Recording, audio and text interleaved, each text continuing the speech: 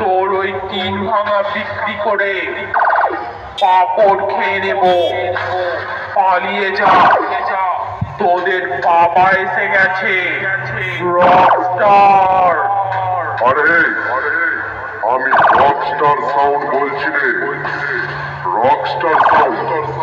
চোখ বাজালে তোরা চাপা পড়ে যাস বলে লোককে বলে বেড়াস রকস্টার সাউন্ডে চোখটাই নাকি ভালো বাজে।